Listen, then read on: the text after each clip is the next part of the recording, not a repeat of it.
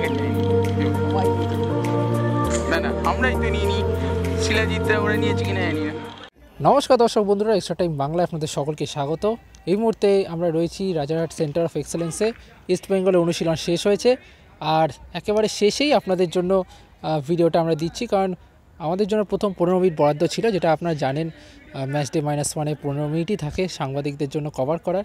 কিন্তু তার পরেরটাই কিন্তু আসল, মানে তারপরের অনুশীলনটাই কি হলো না হলো সেটাই আপনাদেরকে জানানোর চেষ্টা করি আমরা। এবং আজকের অনুশীলনে বেশ কিছু পয়েন্টস আপনাদের সাথে শেয়ার করব, তো ধীরে শুনুন। নিঃসন্দেহে আজকের অনুশীলনে কিন্তু ফিরেছেন নন্দকুমার শেখর। গতকালে তিনি ছিলেন না অনুশীলনে, কিন্তু আজকে কিন্তু অনুশীলনে এসেছেন এবং পুরো দমেই প্র্যাকটিস করেছেন, ফলে যে চোটের সম্ভাবনা অনেকে মনে করছিলেন তা কিন্তু নয়। নন্দকুমার কিন্তু পুরো ফিট এবং তিনি খেলবেন পুরো 90 মিনিট।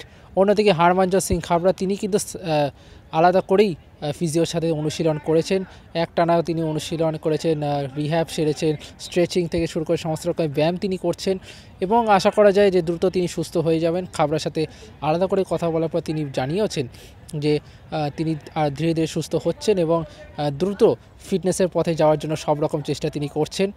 কিন্তু আজকের প্র্যাকটিসে কিন্তু যেটা একটা জায়গায় নজর কাড়লো সেটা হলো পিভি বিষ্ণু, তাকে কিন্তু একটু আলাদা করেই রাখা হলো, যেটা একটুখানি অবাক করার বিষয়, কারণ পিভি বিষ্ণু একজন অত্যন্ত প্রতিভাবান প্লেয়ার।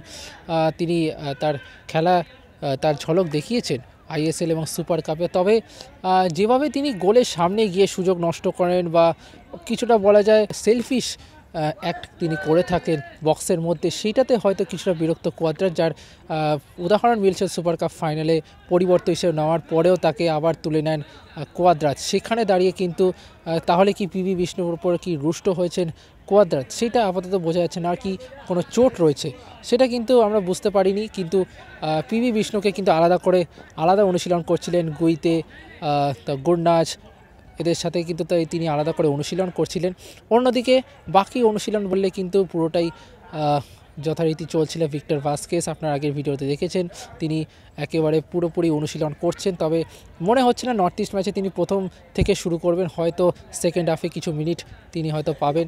অন্যদিকে নাওরে মহেশ সিং, তিনি ডার্বি ম্যাচে চোট পেয়েছিলেন, কিন্তু একেবারে পুরো সুস্থ তিনি কিন্তু পুরো দমে অনুশীলন করছেন। আর সল ক্রেসপো স্বাভাবিকভাবেই আপনারা জানেন আগামী এক মাস তিনি হয়তো মাঠের বাইরে থাকবেন, সেখানে দাঁড়িয়ে কিন্তু আজকে অনুশীলনে তিনি নেই।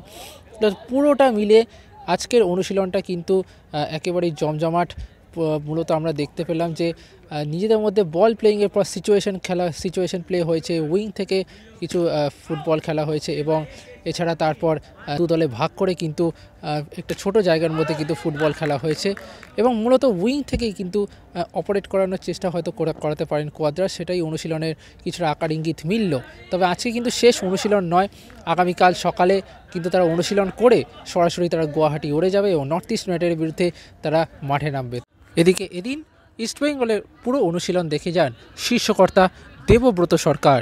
ফুটবলারদের প্র্যাকটিস দেখে বেশ খুশি লাগছিল ইস্টবেঙ্গল শীর্ষকর্তাকে।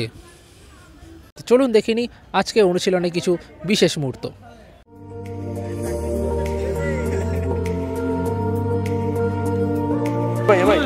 তাহলে ওদিকটা যেতে দে ভাই, যাও চলে যাও।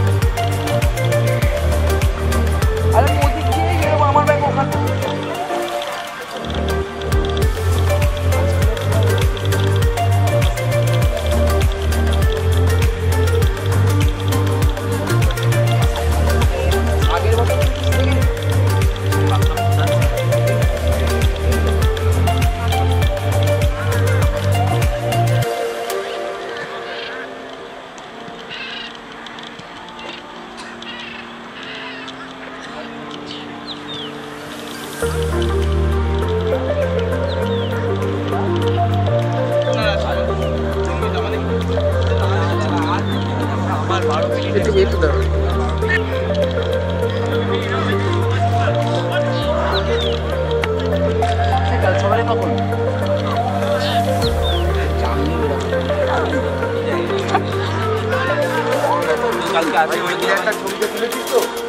এটা হাতে কাজ হয়ে পড়ে আছে।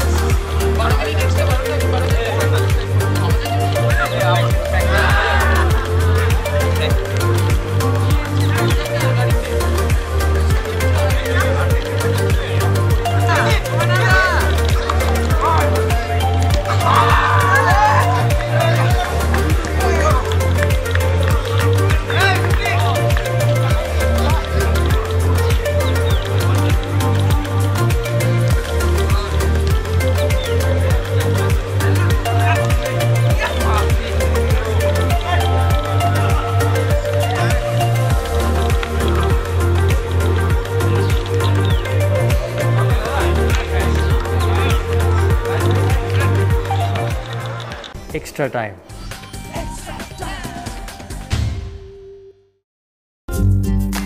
লেটেস্ট নিউজ আর এক্সক্লুসিভ ভিডিওর সঙ্গে আপডেট থাকতে এখনই সাবস্ক্রাইব করুন আমাদের ইউটিউব চ্যানেল। বেল আইকনে ক্লিক করতে ভুলবেন না যেন।